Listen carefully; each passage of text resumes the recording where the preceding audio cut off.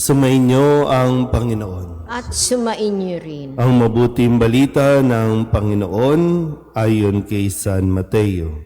Papuri sa iyo, Panginoon. Noong panahong iyon, sinabi ni Jesus sa kanyang mga alagad, "Ano sa akala ninyo ang gagawin ng isang taong may 100 tupa kung maligaw ang isa sa mga iyon?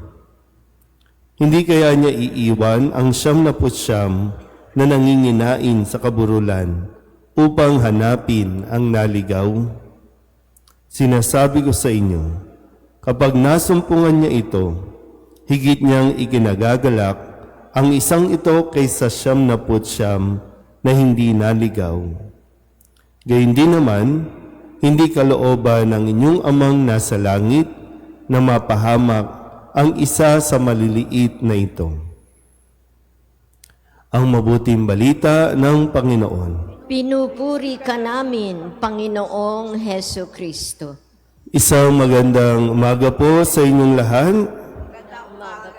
Ngayon po ay Martes sa ikalawang linggo sa panahon ng pagdating at kakatapos lang natin ipagdiwang kahapon ang dakilang kapistahan ng kalinis-linisang paglilihi sa mahal na Birhen, kung saan pinapaalala sa atin ang mga halimbawa na dapat nating matularan mula sa mahal na Birheng Maria. At ngayon, isang tanong na kailangan din natin mapagnilayan, ano nga kaya ang gagawin ng isang taong may 100 tupa kung maligaw ang isa? Ito ay pagpapaalala din sa atin kung gaano kahalaga sa ating Panginoon ang bawat isa sa atin. Siguro kung tayo bilang tao, kung literal na mayroon tayong inaalaga ang mga hayop at maligaw ang isa, malamang sa malamang hahayaan na lang natin yung isa. Kasi ang kailangan natin protektahan ay yung 99 na naririyan para hindi na mawala. Kasi ganun ang pananaw natin. Pero pagdating dito sa usapin ng pagmamahal ng Diyos, pagdating sa usapin ng kaligtasan na ginagawa ng Diyos, ang bawat isa ay mahalaga.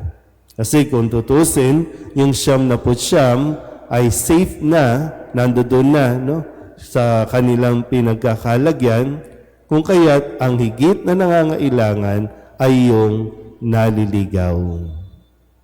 Kaya sa atin kasi, bilang tao, napakadali sa ating pabayaan ang isang naligaw, pabayaan na lang ang isang taong nawawala.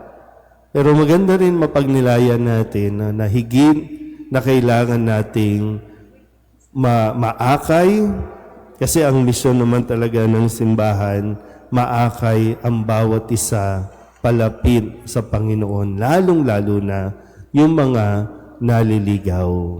Kasi sa sitwasyon natin ngayon, kapag ang isang tao, kung may isang tao lang na maligaw ng landas, maligaw ng kanyang desisyon, buong bansa apektado. Sa isyu natin, kapag naligaw ang mga politiko natin, buong nasasakupan, naghihirap, nawawala. Sa mga usapin natin tungkol sa korupsyon, mga naliligaw ito. Kaya ang paanyaya natin lagi, maging ang laman ng ating mga panalangin, matagpuan nawa nila ang katotohanan, makita nawa nila ang landas pabalik sa mga sa kung ano ang mas mabuti at tamang gawin bilang pagsunod sa ating Panginoon. So muli, tandaan natin mabuti, bawat isa ay mahalaga sa Diyos. Bawat isa ay handa niyang hanapin at ibalik sa kaharian niya. Amen.